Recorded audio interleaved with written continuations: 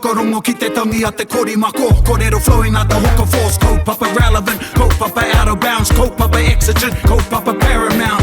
Nā kona whakapiri mai ki te kaupapa tino whakahira hira whakarongo pi kari kari mai. Hare hare mai, o Taringa hare hare mai. We gotta gather up close everybody.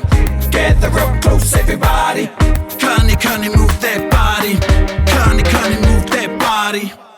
Hei ngā uri, me ki ngā kanuhi ora o rātau mā, e noho nei i o koutou nā wā kāinga i ngā kāinga maha huri noa i te ika Māui, whatiatu ki te waiponum o tira koutou kei tā wahi kei te ao. Welcome back to this installment of Taringa e whakapāho atu nei konei from the big smoke, the bustling metropolis of Te Awamutu. Te Awamutu. I raro i ngā manaakitanga a te wānanga o te aroa, and ko mātou anō tēnei, e mihi atu nei ko ahau, mātou ko te puaheiri. Tēnā koutou katoa. Me taku tuahine nei a Erica. Tēnā tātou. And we are very lucky indeed, because on the line, we've actually tapped into another bustling metropolis, which isn't far from Te Awamutu, ko te piki taone o Otorahanga. And we're very lucky i tēnei rā to have with us tēnei ruruhi, tēnei kuia, nene Ngānehu Turner. E kui tēnā koe? Tēnā hoki koutou. Tēnā koe. Kei a koe te wā mau e kōrero mai no whea koe me e rātu kōrero katoa? Tēnā rā koutou katoa. No te hau a urua hau. I whānau tia mai au i reira. E toro aku tau pēr, ka te he, ka riro atu i hau i te tuakana taku whaia. Mai tērā, ka haere mātou, ka neke atu i kāwhia no hoi ki puti. Ki puti. Puti, ko te pirichira, ko puti, ne. Nā, eno reira mo te ware, e more chi tonu ana hau te rā wā. No mua tata i te pakanga tuarua. Tei mātou ka nuku mai nei, ki te piki taone nei o Otorohanga. Kia ora, tēnā koe nei. And it must have seemed like a big town too, moving to ka neke mai kāwhia o Otorahanga would have been like a city to you. Well, ka tēnō ki ka kiti te rā ngāngara, ka haere mai ana, ka tangi mai, ka whio mai, ka te ka tai mai, ka tau, ka tangi ka ohi te Māori. Ka roko te treina tera. Ai, tira. Koe nei te ngārara e whio nei. Whio nei, O te treina. Koina. Tua i tua i o mātou, na ka au he pochi. He tima, he hoiho. Nā ka tau mai ki konei, au he tino rereke. Engari, he pai, he rau. Pai rawa, nā kei konei tunu tēnei ruruhi nani e nohoana. Pai kei tērā, ruruhi nani. Yeah, ruruhi nani. I like that, ne? Cute. That's cute. Tiwari tēnā, ruruhi nani. I koro koe mo te tima ko te steamer tērā nera. Kāo, e kōrero e uru mai ki te pua o kāwhia. Kāo te tima. He nunui rawa. Engari, me ki pā he rānihi noi ho. Hea te rānihi? Launch. Rānihi. Chē. He rereke ano hoki te kaipuke. E rereke ano hoki te pochi noi hone, ka ko ngā hoe. Engari ko te rāni, ahua rahi tonu te rā, ko te rā ki te kaue mai ngā praoa, ngā pata, ngā huka, ngā kaira ne ki te maika. Nā i tupake o kikirei rā hau hoki i te maika. Nā, koe rā te rereke tanga. Rawe ngā kōrero. Te maika is in kāwhia as well, kei te rāti taha o te moana, te maika. Kei te rā taha a te maika, koe te rā te tuahi tupuaki reira, nā ke tō kuia hoki, tō mātou meki, tō mātou kuia, i tō tatātu. O te maika, nā, e noho i reira, ko te onehari, te ingoa. Te onehari. Kia ora. Ko te onehari. Nō reira, ka noho i te ao Māori tūturu. Tai atu hoki ki te taha arua, me o ku mātua no kona mātua ne katoa, tai no mai ki te rao, he pōhara koto hoki te mātua engari e kōrero e he mokai. Kia ora. E pōhara ki te moni, ne. Ne, te mehare rawa ki te mahi ki te pāke, te koe ka whiwhi moni. Hoi no, hei hoko pā, hara, huka pā, papa pā. Now, I a koe kōrero ana, kare koe tau I he mokai, you never starved. Yeah. Koina te kupunera, te he mokai. Ai. Kare a koutou moni, engari, you had plenty of kai. Yeah. Ai, he kapanoho, he nui ngā pihikete, mahatunu ngā pihikete mo te kapa. He kapanoho, he kapa, he hepene ngā moni. Ka tahi ki te hiriwa, ne? Hea te kapa, Nan? What's a kapa? Kapa is 1 penny. Ko te hepene, e haipeni. Okay. Koe te ranga moni, te rawa, Yeah. mga tamariki hoki ka maute, ko ngā pēke, ka tai koe ki te haere ki te maika, he te hoko mai ngā pīke te pēke, ne pēr tōpai. Ai. Tōpai hoki ne, ka tōpai pihikete, ko ngā pihikete pākarukaru, te rati te tōpai. Nā, tahi kapa. Nā, kāna hoko I ki reira ki te kai, o he mo kai hoki nā. Pai hereka te pihikete te rawa, kore ki te rai te ra kai. Hea te tōpai, Nan? What's a tōpai? A paper bag. Okay, pera I te kōpai. Man, he nui ngā kupu hou. He Yeah. tōpai. Kia ora. Yeah, paper bag. Kia ora, Nen. Ai. He tōpai, Tōpai. Hei, ruruhi nani. Ai. Eru, koina, eruhi. Ko nā kōrero I te rānei, e pāna ki te kai. We want to talk about kai today. Engari, e pīrangi ana ki te kōrero mō ngā kai Māori.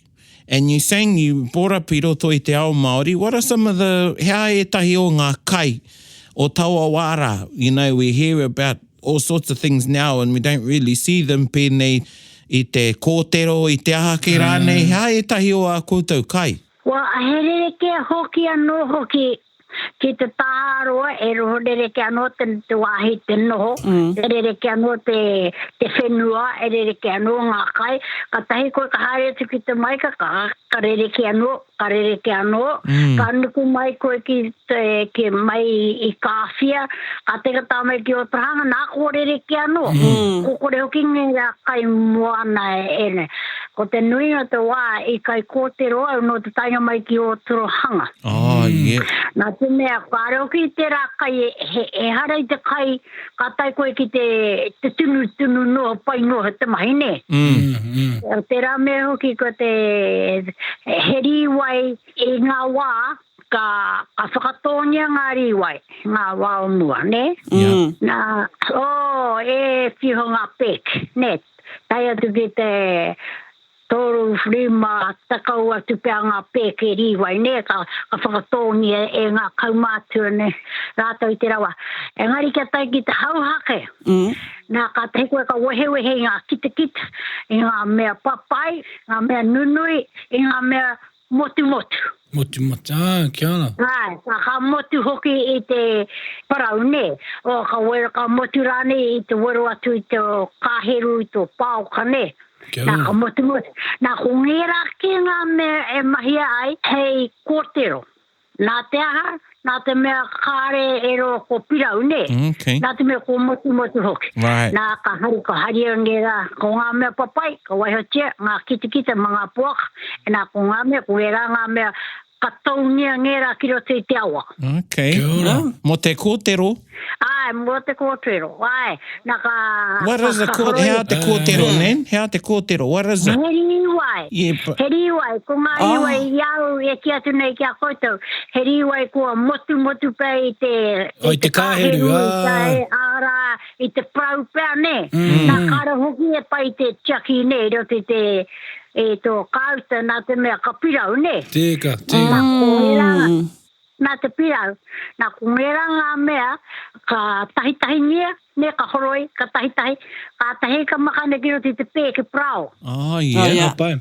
Ai, ka tahi ka tau atu ki roti te awa. Te wai. Oh. Me rere te wai e neni? Ai, Ai. penere tono no te kāanga nei, ne? Te kāanga pirau nei, ne? Te kāanga, nā ka pēra tahi hoki te kāanga, nā ka tau ngia atu ki roti te wai. Mō te, rua marama pēr. Oh, yeah. 2 months. 2 months. Wow. E rua ngā whiro. Te koene ngā riwai motu that have been cut and you put them in the flour bag Ai, and you put them in the river. River, yeah. ai, kia ngā wari, ne? Oh, yeah. Ka ngā wari. Ai. Nā, ka tangohia mai e koe. ka amasi ka hari mai e koe na ka whakairi kia heke te wai. Na ka huaki na e koe na ko pene tono i te pāku nei, te ahua te... Ko te porridge tērā nene, te pāku. Ai. Nā ko ahua kori, ko ahua pera te ahua, ne? Nā ka terere na kumeranga me ka tunu koe pene i te pāku nei, pene i te porridge nei, ne? Te koe rāne ka pōpō ngi e koe, ka makakira tui ngō tunu koe, yura tui ngō ka apeti ngō harai, ngō wātakiri hipe harani, ka tunu kai koe, nā ka makamakakira tu. Yeah. He reka tēnā kai, what does it taste like, te kōrero? O ko wara rau. Engari he. Nā te me ki au ni, pai ki au te kānga i te kōtero. Oh, kia ora. Okay. Here te tonu ki te mea o te kānga e neni? Tō tunu, ai. Ia. Ai. Mō te tunu. Ko te kānga hoki ne, ke te kānga hoki ka kātai koe ki te pau, ki te kōtero ko ngā wari ke. Ai. Ne. Ai. Nō reira, he momori wai tēnei, ka tukuna ki te wai, you put it in the water, and ka pira unira. Ai, ka pia ko pene ko ngā wari ne. Ferment. Yeah. Fermented. Kare pira, engari ko ngā wari ke. Ngā wari. Ko ngā wari. Pewhia te kakara, he haunga? He aharawa rānei, he... Karakau noi ho. Ne. Karakau noi, engari pene, ko te kara ko kiwi. So... great. Yeah. Mā me te kiwi te ahua, ne? E pene i te mea ko puruheke nei, ne? Ka puara koe ko puruheke engari, kaore. Pai. E hai pērāti ai nā riwai e koutou? Nā e tuku kia te uki ka maumau. Kei maumau, ka whai. Ka whai wāhi ngā mea ko mutu ngia. Te maha tēnā mea te tenda, te maha te riwai ne. Nā ka kai ngā ana wai oki, ka hoa oki koe te kai ana kai te riwai te tunu ne. Nā no reira nā ka ahua o mahi ke arere ke ake te ahua te rā. Tau ngā tukira te to wai. Nā e te wai i a koe kai ane ngā mea motu ko e au ki ngā mea he kai te tūtai. Ngā te mea i e nei rā, ko ngā mea ko mutu ngia, he mea panga noa nei ki te taha i kaipia mā ngā puaka. So these days, people just, the ones that get cut up from the spade, they just chuck them to the side. They don't even make use of them. No, they don't. Nani te mga puaka ngera, mga karare he pia ngera. Kare mahi ka au, kari momo kai te rawa. Kia ora. Kara koe aha e tukuna. Ko te raka hoki te tehi nā me te para, ne? Nā? Nā, e ri te tono ki te para, ki te riwai, hei riwai. Hea te para, Nan? Hea te para? King fern. Okay. King fern. Wow. Ri te tono hoki, ka ara koe ki te tahataha te awa, ne? Yeah. No ngā awa nei. Yeah. Nā, e ri ahua ri te tono ki te pako o te hoi. Yeah. Moe koe a the hoof of a horse. Okay. Kia ora. Nā, ri te tono ki te pako o te hoi. Nā, ka keri e koe, ka hari mai, nā te rāno, nā koe rā, ki te mena karo hei riwai anō e rā, ka pau ngā riwai, nā ka hari ki te he rau e te para. Tino reka. Tino reka te para. I think nō reira te ingoa o kaipara. Yeah. Tēnā pēr. Yeah, he pono, te moano o kaipara, he nui te para kei reira. So he king fern tēnei, e mea tēnei e tupua nei roto i te puihi, ne, in the bush. E ki ngā tātaho ngā wai. Right, next to streams and things. Yeah. Hare te mea ki roto i te puihi, kei te tātaha ki ngā awawa, ne? Okay. Nā ka ki te koe rei. Is it underground? So you dig out the root of the para. It's the root you eat? E peri tunu no ki te tōnapi nei. Te tōnapi? Te rite. Te rite tonu te ahua ana tunu e koe te tōnapi nei, te turnip, nei. Tōnapi. Okay. Ko rata kea ki tēnā kupu o raro. No re, he rite tonu hoki ki te rahi o te tōnapi. Is it the same size? Ka ore te tonu ki te rahi o te pako o te hoi. koina. The hoof of the horse. Yeah. Kao. I te paho. Te pako o te hoiho. Ai, me te aho koto hoki ne. Yeah. Kua kore kite I tērā kai. Engari ka haria mai a koe na ka tahi koe ka tohi koto I ngā para o waho. Yeah. Me na ka tohi e koe ki te nai. Na tapatai hara kia maa. Na he me ahua pūwhere nei te kara. Oh, ne. Oh, yeah. Nā ka tahi ka tunu ko era. Ka tapatapahi kia ririki. Pene anō I te tōna pinei. Ne? Tapatapahi koe kia ririki. Ka tahi ka tunu. Oh, e rawe. Oh, wii. Pira ngau ki te whakamātau I nane. Yeah, hard. Ku whānau koto I kai koto I te rākai. I te para. Hai. He wā I roto I te tau me mahi para? Is there a time in the year where you get, or is it readily available? Ka mena karakau ngō riwai. Ko pau haere ngā riwai o te whārua. No, o te rua, ne? Yeah. Okay. Yeah, pai. and you cook them, you boil them. He mea ka kōhua. Ka kia te okeo ki te koe au hae tō matu. Ka kia te hakoe hara I te tiki para. He niwai kei roto I te whārua ke te neo. He angira. A ki mai ka ngā manuwhiri I tērā. Kia ora. Te koe, ka re mātu e kai ngera. Ai. Ka pau haere ngā mātua tēnā. Nā ka tikena he parahi heina ki ngā mātua. Kei hara mai he tangata. Karakau ne kai o te iwi nei. E hā ngā tikanga mō roto I te māra, nen? Hā koe e tahi o ngā tikanga? Ngā tikanga o roto I te māra. Te nui o tēni mea te māra e ki tēnā hau ingo, ku te puna. Te nui ngā he kūmara. Te nui ngā he riwai. No te ngari ka hui mai ki tēni ki tahawa mea. Ka te nā he riki. He riki. He riki. He riki. whakato riki e rā mea koto. Te riki. Kao he onion. Kia ora. Right. Riki. Koina te whānau ei, koina te whānau. Pēha te taro I mahe māma ki te whakatupu I te taro I torohe? Kao, he ua te taro. Kao, kau ana he. O te taro ana ka kei me kei Hawaiki. Kei Aoteaterā, ngā taro. Kia ora. Engari, ka re tu e whakato. Nā te me pēr he mātaura o pēr he harani aua. He maeke. Tēnā pēr. Enari, mo te kūmara, I roto te kūmara I a koutou māra. Ai. E tūpuna grew the kūmara? Ai. Tika, I roto koto I ko tēnā te kūmara, ai. Engari ngā wahoki o mua, ne, ka ngaki hoki koe ngō māra, ne. Tia, ka ngaki koe, ne. Ka huri ngia koe, ka takawiri ngia koe ngā torotorora. Nā torotorora? Ngā torotoro o te kūmara. Yes, like its roots and things. Yeah, ngā torotoro, yeah. Ne, ka toro haere, ne, ka toro haere ngā vine, ne. Yeah. O te kūmara, ne. Nā ke mātai torotoro, nā ka mea, ka ngaki haere koe, ka waihoe koe ki wainga nui o ngā rārangi kūmara. Okay. Ko tapahia. Nā ka tahi ko a mea ka haere te koe, ka huri, ngā taru, ne.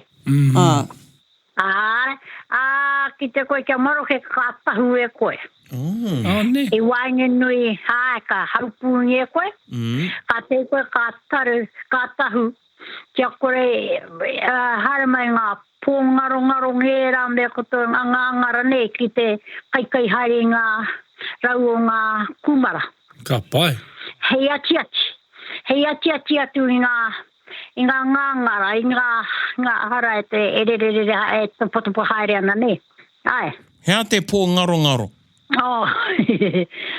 Pene te sand fries ne?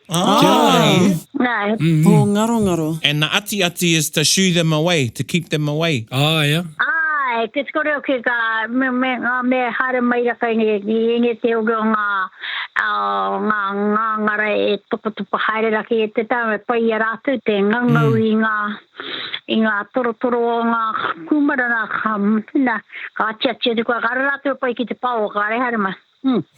Too much. O kare te rā mahi re. Ai. E mahi e te rā mahi Oh, nā. no, I go to Pack and Save, get my kumara, Nan. Yeah. Ai, Pack and Save, e me countdown a hau te ata nei. Oh, rangatira, countdown. He māma ke te haere kia countdown. Engari, he mohiotanga kei re ki toko ngera. Āhuatanga mahi. Ne. He ingoa no ki etahi o ngā momo kumara? Were there any names of the types of kumara I whakatupungia e ngā tūpuna? Like type? Tēnā pēr engari kāre mātu nei I pātahi ne. Ai. Koino he mahi. He kumara. He kumara. He mahi. Ai. Mahi a te mahi. Ai, mai e te mahi. Kāre mātu nei pātai he aha. Engari ko ngā riwai hoki, he riwai Māori katoa, nā he, no, kāre kau he pātai. No nāne ko pātai nāne. Ai. He aha te ingoa tēnā hea te, hei, au hoki. Ai.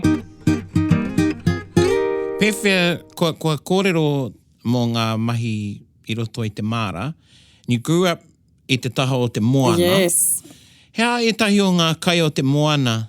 Ka mahi hoki ko I tō māra, ne? Ko te moana ke hoki te māra mataka. Kia ora. Ka noho mā te noho I ki te me, ne, ki te tahi te moana. Nāne hoki ko titiro ki te māra mataka ki te hara. Kao ko te moana tonu I te māra mataka. Kia ora. Ko te moana tonu, mena ka pari mai te tai, te moate, moho tonu, ana tō mā te tupuna, hea hate ingo ngā paringa mai rā, ne? O te tai, ne? Ngā rā, ne? Hea hate, nā ka moe ko ki, mua te, ko timata te, ko tēnei pē te whakatō, o timata atu te mahi, I te māra, whakarite te māra. Nā moe o tonu ia mena ko te, kei nge te hoki ngā tai e tai nunui, kei nge te o ngā tai e tai ririki, kei nge te hoki ngā tai kāre haere turu, kāre tau mai ki mui a mātou, tuta heo ki haere tunu ake te tai ki te me kipea ki te kua hoto, te kainga tō mā te kuia. Nā, engari ki ngā tai ririki, nā ko mohe tonu ia ko te whatawā, kia tōngia ngā kai o kia haere ki te whakaitere te rā beata. Ai, ko te moana ki te māramata, ne? Kia ora. Too much. Ai, he rau e tuturu. Kai o ki mātu nei ki mohi o he ha te māramata. Kia ora. E te waia mātu nei e tamari kiana. Ai, ki te matawā, engari ko te matawā, ko te moana ki. Yeah. That was your time, eh? Your clock was Your the watch, ocean. yeah. Mo te mahi te māra kai, ne? Yeah. So the ocean had a connection to the land and was your calendar That's right. and showed you or gave you the signs of when to plant particular foods and things like that and harvest. Ai, pate mai o ki te ike mai ki te tuku timatanga ki te mahi ki te ātarangi, ne? Pate mai o he ata ko tu māramata. Karau I mui o he ata māramata. Yeah. Ka pai. He ate la. Oh, surely you got to have some ki te engari he ata māramata. And he said, calendar. Heia ate nā me te calendar. Oh, heire roki ngā maramaira. Oh, o he ata ko te. Oh, whakaranani ko te māramataka. Kei waho. Kei ko te moana ki. And ka moio tonu tō mātou kuia. Ka titiro kia ka rongo tonu. Ka rongo hoki tō tinana, ne? Ka rongo tō tinana. Ka moho tonu koe mena ko wahi. Tika. Ka mena ko tōtara, ne? Te timatana ko te rā nui, te tūtahi. Nā, ka tehi ka timata tō haere tara, ne? Nā ko moho tonu koe, ko te rata wai timata koe ki te tungu koe. I te whakariti ngō kai, te tahi riwai e rā mea katoa. Ka tahu te ahi, kia mau katoa ngā kai I mui te rimakaraka. Kia kai koe I mui a te rimakaraka. Te kore hoki ko pōna. Lights out. Ka kau hera makara kau hea. Tika. True. Tika he kānara. Nā, ko te tinana tono, ne? Kokoro ki tātou nāne mohi o ki te atu ki wahora ko mo tunu koe o e rata taimana. Moi moi tomata koe e hata taimana o me timata tātou i tahi riwa. Mena e kita me timata tunu te toka wana te rara, timata koe. Taira waki te rima karaka kona upo, ne, upo hai. Hira waka, hai. Nan, one of the famous foods no te taihau auru is the koki. Kia ora. Oh, harawe. Kōrero mai ki te iwi mo te koki. Ko te koki, ko te ate o te mango. Te ate o te mango. Is that the liver? Ai. The liver of the shark. Ai. Wow. Ai. Nā ka atongi ake koe ngā pukura, ne? Yeah, remove its stomach. Nā ka maka e te wāhire e ahua pēke nei tēnā, nā ka rau ko tuatu ona pē. Ki roto. Oh, yeah. Nā ka tai ei, ka whakairi ne kia heke te hinu. Okay. Nā te mea o he nui hoki te hinu ne. Yeah. Nā i te rawa ka heke te hinu, ka muia e te iro e. Ka muia e te ngaro o te ahara. Hoi no tau e rui atu. Nā wai ko maroke ne. Oh, yeah. Ka mai. Nā koe rata wā ka tunu koe. Ko ichi hoki te hinu ne. Pewhai hoki te roa o te iri, like, o te noi. Ka moi o tunu koe, ka kite tunu te koe, ko maroke. Okay. Okay. Te takarano, te hinu. E te wā e iri ana, ka kite tunu koe te hinu rako, koe te heke ana te hinu. Engari, he maroke a waho nei o te meara. It's still, but it's moist inside. Ka maroke a waha, engari, koe te rararawa o te pakuichi no hope te ahua, ko e mākuku tunu ana. Okay. Me pehea koe tunu. Kai a koe no te maka kirunga ngō, kua tunu koe ngō riwai, nā, ka makana kirunga. Ai, pai tunu ki mo tērā, te kore rāne ka paraingi e koe. Nā, tērā, nā ka tautau ki te parao. Tērā mea, te kore rāne ka tunu e koe kira ki i o ngōkai. Ne, ka tāpiri ki ngā kai o te kohua. Ai. Tēka. Pai nō. Nāni, ko kore whakairingia nāni, ne? O tō tika kira te pākachō nāni kei te chaki nāni. Right. They don't hang it up like they used to. Yeah. Nāni hoki ko koe ki te ngera e te nohotonu iro te ana hinu nāni. Nan, I remember seeing it. Someone must have bought one I haria mai ki utanei. And they rite ki te stocking, the way it was hanging up. I thought it was a stocking. Yeah. Because it hangs. Peni tunu ki te puku puaka nei, te puku hipi nei, ne? Te puku puaka e ka ngā puku ka tiak ka tawia ngā pēra, ne? I roto. Ai. Nā, ka tiaki ngera, nā kai roto tahi o ki te i ngā tauri chakra, ne? Ai. Ngā mongo, hai. No. E hopo kene koutou te hinu, did you fellas catch it and use it for anything else? Te hinu o te mango? Kāo. Ai. Kāo. He pai ke te hinu o te michi mamātou hei tōtou hei pata. Hei pata o te hinu o te puakane, hei pata. Tika. Tera ke hoki te pata, tāma tēnei pata hei hinu puaka hei me te tote ne. Kia ora. Koe tera hoki ka pata o ne, i te rawa. Karakau ne he pata ne. Ka pai. Nā, te wā ke mena ka whiwhimoni, nā ka tini karahini, mō koto hea te tini karahini. Ko te kerosene tēnā, ne? Nā ka stigere kei roto peangi e te wā he treacle, e rā me koto e. Treacle. Nā koe te rā tau mātou e hare te golden syrup, e treacle ke ngā kai. Nā, e roto te tini karahini. Nā, te whihi koe te tini karahini e tino taonga tērā. Kia ora. Nā te mea koe te rakotonga mātou kōhua, ne? True. Mō te tunuka i waho, ne? Ai. Tunuka i waho ka tahu te ahi, nā ka whakairi ka atunu ngā kai. Nā, ka hara mai hoki ngā manu whiri ngera me kotona. Pai ena hari atu ngera tunu atu i waho. Tunu ngā kai i waho i rote te tini karahini. A tino taonga tera. Hea e tahi atu kaimoana kāre kitea whānutia I nei rā. What other type of kaimona that you used to eat, Nani, that you don't see too much these days? Well, me ki pia I kawhia moana nāne ko kore nāne tino ki ko ngaro ngā pipi. Ko ngaro ngā pipi. E arahana. Ko kore hae, ko ngā kūtai, era mea, e hari te mea, nā te ko kore tai atu ne, ko kore rai I reira nāne. Ko ngaro hae, te tupa, I ngā wahoki o mua te tupa e rawe. Nā, ko kore ke tāre e kitea te tupa, nāre ko ngā tunuira pia ngā pochi me ngā tangata haere ki te turikore tonu hoki o te tangata. Ai. Koe tera te raru.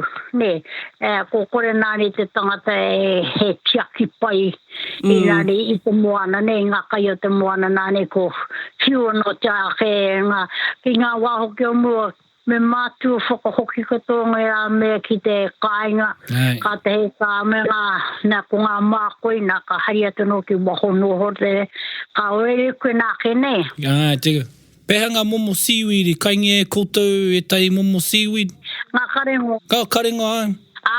I kai kutoi E rā kai. Engari nāne hoki ko kore kare. Ko kore kutoi E rā kai nāre te karengo. He rawe te pai te karengo. He pai, he te tunu kai, te kai karengo. Hua pia, hua rākau.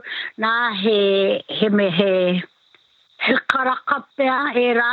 Oh. E rā kai. I kai koutou I te karaka? You ate the karaka berries? E rawe te karaka. He tino rawe te rā kai te karaka.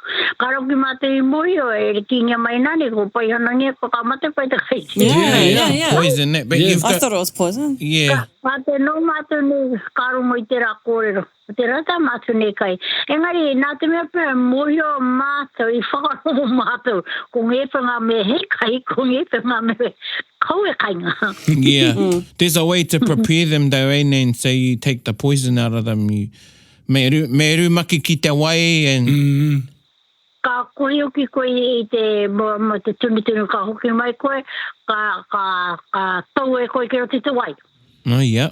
Pili te tono ki te pina tine ana mute ana ka takataka koto E rā. Ko te mahua mai peni tono I te pina tine. Tā ka kuna kungeranga me hei tunu mā. Ko tera, kia tai ke te kia takakoto mai te peha o aho ne. Nā ka tunu e koe E rā. Nā ko ka tehi ka kai. He tino rau te tino kai tera I ngā wamu. Yeah. I haven't tried. Kare no kia whakamata. Yeah. Tā ki te koe me te heo ki ngā tino mai kai ka whakamaroke ne, ngā ka tau koe ngā pipi. Ka tahe ka tuitui. Ai. Dried pippies, Nan. Ka tuitui koe ki te harakeke. You say them on the strung harakeke. together, eh? Yeah. Ko te harakeke te tuatahi ka tahu koe tehi ka waiho ki runga I te kia pōngi e te pāua. Okay. Yeah. Nā kia koe e kaua ne. Yeah. The harakeke, of course. Yeah, because it has got a sour taste. Put it through the, Yeah. So you do the harakeke first. Ka tehi koe ko te kore rāne tau ngā tikiro te waiwera kia tere tonu te tangwak. Ne? Nā, ka tehi koe ka tuitui. Ko te wāhi mārora, ko nā ko tera tonu te ngira. Ka tuitui koe ngō pipi. Nā ka whakairiri ne kia maroki. Ko e rā koto ngā pipi maroko. Tā ko kore nāne I tututai mo ngā paukai ne. Tatas ko tunu na ngā katata te moe tunu o tata mai ki ngā paukai o kāwhi o maketu E rā me. O timata te haere ki te tiki kai. Ka whakakoe mai ka whakamaroke ne. Oh, lovely. Kua hia kai haere au te whakarongo ki ngā momo kai. Me hautai kai te ronga te I te reka. Ai. Tika. Kia ora rau atu, Nen. Rau e ngā kōrero. Me ngā mango, me ngā mongo maroke. Oh, hey, dried shark. Ka dried te mango maroke. Me ngā whai. Ina ko ngā pariraura. Oh, Ai. that's right. Yeah, the stingray. Kōrero e ka kite koe i te rei te whaina, ka tapahi e koe. Ngā pariraura o te whaira, ka naka whakairi e koe ki tera. Ka whakairi e koe kia maroke pai. A te e ka hoi mai ki roto, ka te e ka tohi nge koe. Ia koe tohi nei, ripini tuna no i te ika nei e hoko mai nei te ngā toa, te Pākehā nei nani. So, ai, fish and chip. What a night. Pai kau nā mea battered, Nan. Ai, ha tēnei ka o nā mai kumutu haere ngā kaine ko kore whina nei tāwhara rā, ko kore rahe tāwhara i nāne ko mutu pia te pua mai a te tāwhara. Hea te tāwhara, nen? Nei, i roti te ngāhere. Ne? He momo rākau tēnā? Ai, ngā pua ngā rākau ne. Ne? O te kie nera. Ai, o te kia. Nā tāwhara ne. Nā ka haere koe ki te tiki, nā ka haie kēna, nā ka rawe hoki. Tērā te kai tino rawe. Te tāwhara. Nice. Hea te wā pai ki te mahi tāwhara? Is there a time? Ia mai hita ne. March. Mai. Yeah. Ai, nā te meo ki nāni ko heha tēnei nāni ko pipiri ne. Ai. Ko mātaro ai, ko makariri rawa. Che. Tino makariri rawa nāni ko mātaro rawa. Ko mutu haere te pua ai. Ana kai nā ka tūka te pia ka timatano pia a te... ko mutu te hotu. Ka te pia ka hokeno ki te koanga pia. Ko timatano ki te whaerai. Ko mahana haere no ngā rākau ne. Ai. I kai koe i te kiore Māori nei o te puihi? Ai, ka. Kare koe i kite? You didn't see any of them? Kare matu ki te rā kai. Engari i rongo. Ai. Engari no mua no atu pia. Ai. No mua no atu pia i o tātou tūpuna. Tēnā pia i ki te... kei te aho tono ki e pēwhera te hoki whakamuri o tātou, ne? Ai, tika. Ai. Me te rau o te whenua, mena kai te wāhi tika, pēra i tō kōrero i mua, like just what you said before, where depending on where you are, if you're in the bush or the environment, Ai, nā ka kia mā te hoki o hao mātara tunta haere ki te ngahere, engari ki te mahi whakangau puakangi e rā mea katoa. Me te keirera katoa ngā kai, engari pene te tāwhara nei e rā mea katoa. Engari koe pia...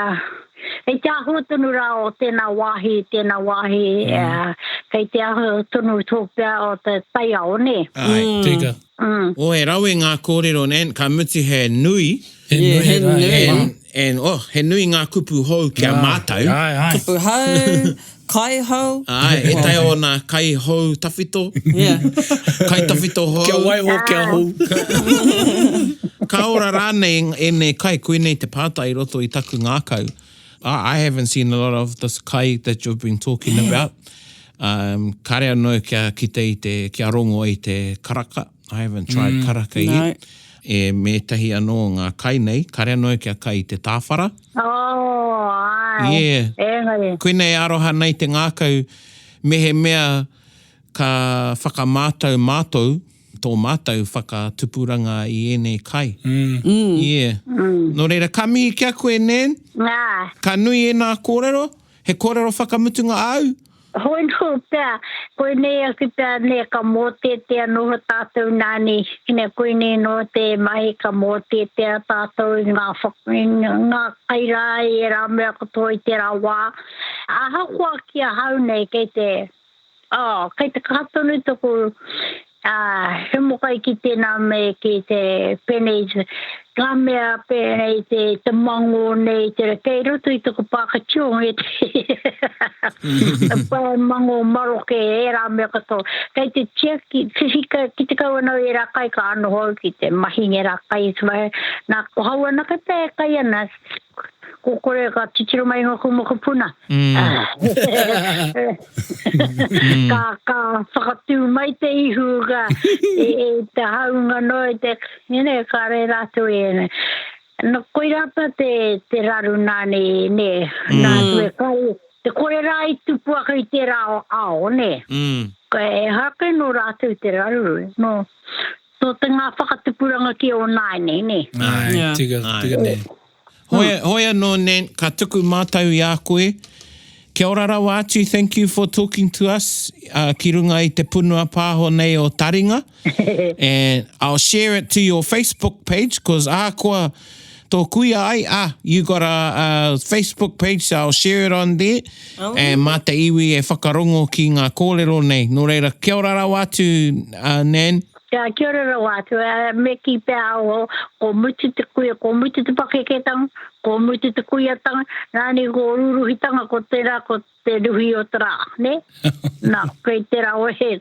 Nā, engari, koa na hau, nena ka tae au te kōrero I te whakaaro e rehi mea ko tēnā taku tino wawata kia rangona ne ko kore haringe ne kōrero.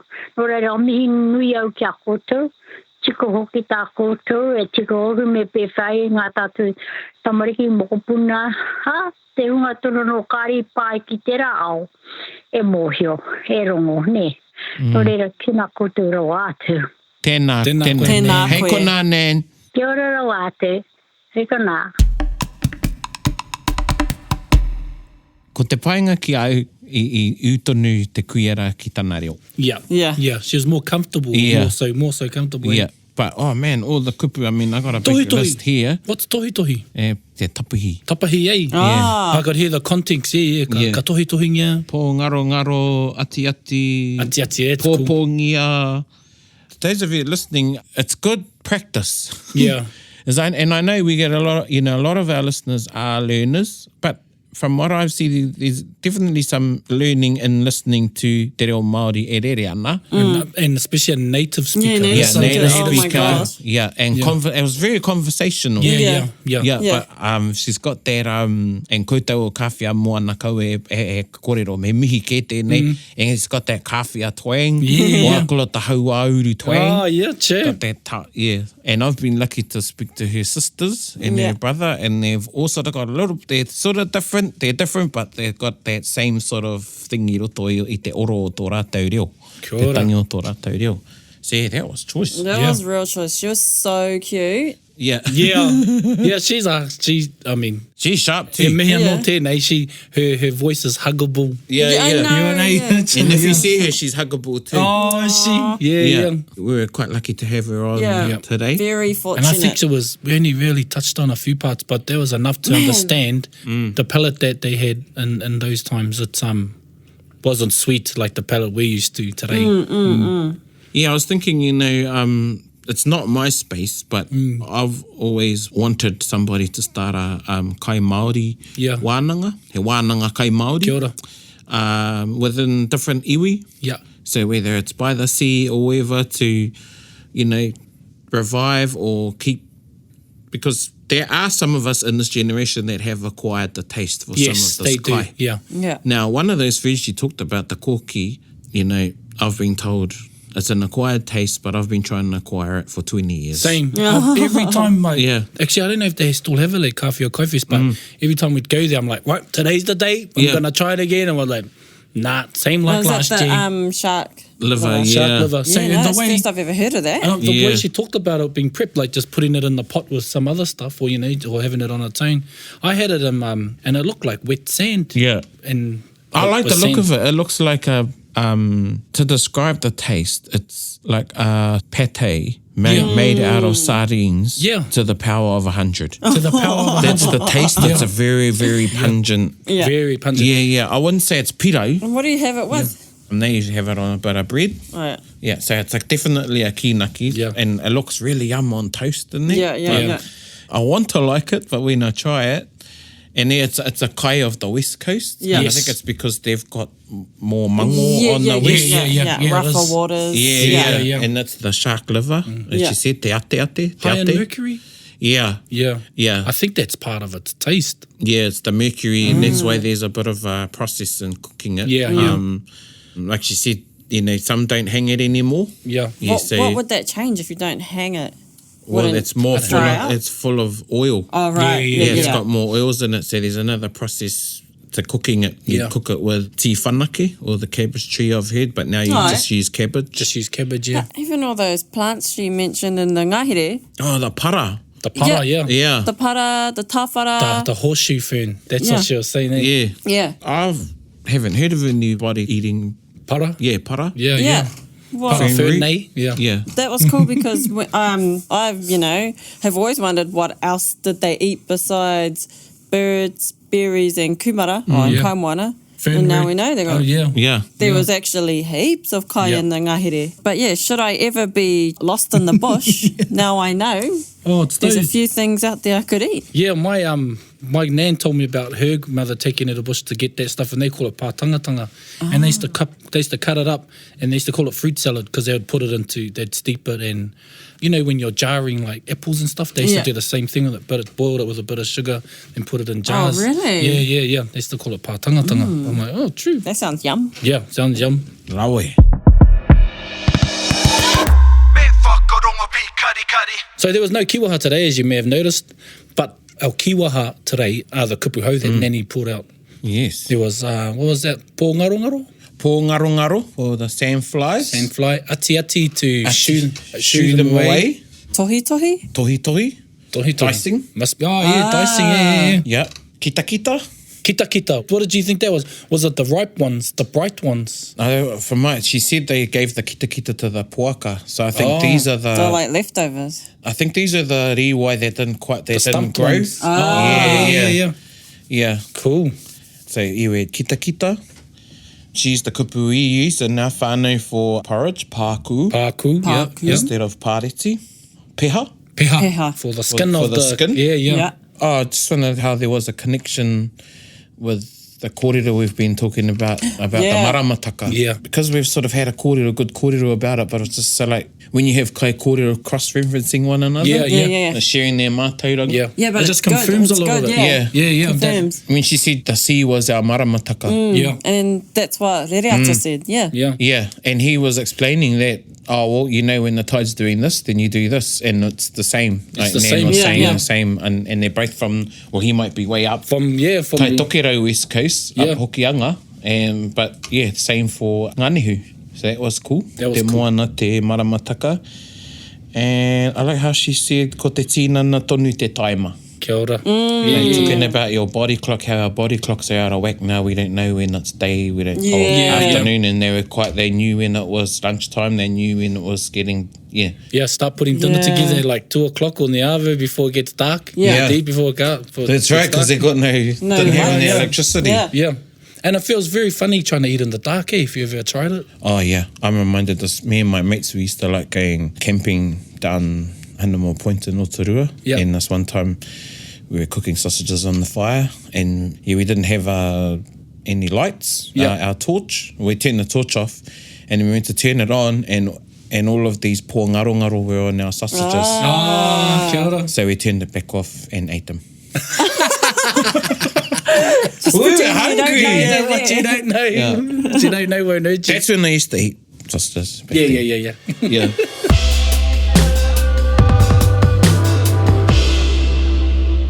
Koina, and a lot of our tikanga practices, like cutting hair at night, nails, all sorts of things, are based around not having lights. Lights, Yeah. So, that was cool to talk about that. And there was all sorts of there was lots of kupu that came out. Yeah, hard. And actually, if you listen, even though we didn't focus in on a kiwaha, if you listen to the kōrero, she used plenty of kiwaha. Yeah. One of the ones she said, hoi anō tāu. Yeah. Hoi anō, he kōrero anō, before we launch into our waiata. No. Kāre aku kōrero. Once again, just very glad that was recorded so I can go and listen to Yeah, it it's again gonna go and back to- pick up all the bits I was getting lost at. It was quite crack up watching you, like looking across and you were like, and then having these moments, and you sort of want to go, but because Nan was on a roll, Yeah. he's in the wairua, which I thought was really, really cool, because a lot of our kaumātua or all of them actually, they really just want somebody to talk to. Yeah, Somebody she to was talk really to. keen, man. A great. And te kōrero I roto I te reo Māori. Aye. Yeah, it cool. was just really cool listening to her speak so freely like that. Yeah. Yeah. Rawa ko rereata. Yeah, Pērā, yeah. You know, I would hate for us to say, you got to speak English, even though we do say, predominantly reo Pākehā. A lot of our guests that come on, they prefer to speak in te reo Māori, and ko tēnei kaupapa, e whakatairanga I te reo. Kia ora. Kari tu atu. Now, you may have heard that Ngānehu's involved with te Taringa, and she's well known in Taringi circles. So we're thinking, man, what's a waiata that we can put on here to tautoko the kōrero and connection to Kai and te Taringi? And Erica thought of kei raro I te moana.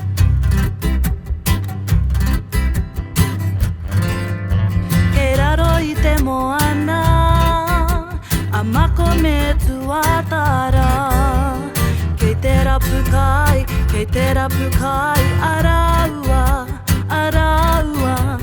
kaua e mataku, kaua e ohorere, a mako tuatara no raro I te moana. Taniwha,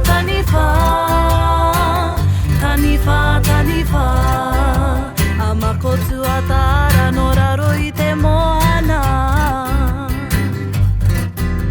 Kei raro I te moana, a mako me tuatara. Kei te mate kai, araua, kaua e mataku, kaua e ohorere, a mako tuatara no raro I te moana. Taniwha,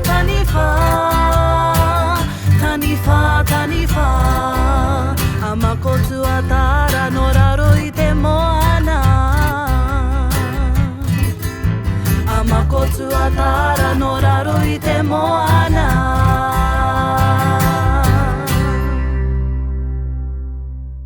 Gather up close, everybody. Back at my intermediate school, we used to have this big medley of waiata. yeah. And that was one of the waiata within that waiata. You know you've made it when you made a medley. When you're in a medley. You're like, I'm in a medley. But man, I want to try some of that food. Oh, You got to try it, man. Same. Yeah. When we were talking about the karaka, I remember it was Perehama. Yeah, Perehama who Edwards. I've asked to come on. That's where we're gonna get a hold of. Yeah, and I saw some photos he put up, I think it was this year. Yeah. The karaka season. Yeah, and actually he's got good photos of each prepping part, eh? Yeah, everything. Yeah. I know a couple of people actually that do collect karaka. Oh, choice. Yeah, and there is a bit of a process to it. But, Yeah, and there's an old Wakahuia version, and there's a Kaumatu. He shows them the process of hanging shark, and it's hanging. He says to talk about it, hangs it in a netted box up in the tree, and then he pulls out a bag of karaka berries, and they're crunching away at them like peanut type of. That's what Nan said, eh? Yeah. So that was pretty cool to see. So while you're eating your peanuts, you can listen to Our macadamians. Yep, macadamians. That's what we have here in our studio. Oh, what's how to go? Macadamia. Hoi anō e hoa mā. Kua ki te puku I tēnei wā, Ai. I ngā kōrero, I ngā kai, a te rangatira o tira, e mihi atu nei mātou. Anei o taringa I konei kia koutou, ngā taringa I kona. Nō reira, he kona mai rā.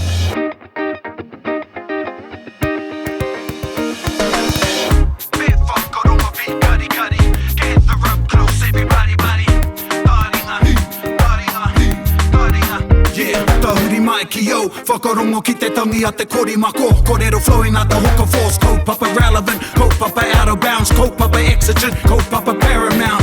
Nā kona whakapiri mai ki te kaupapa tino whakahira, whakarongo pi kari mai, hare mai, o Taringa, hare mai. We gotta gather up close everybody, gather up close everybody.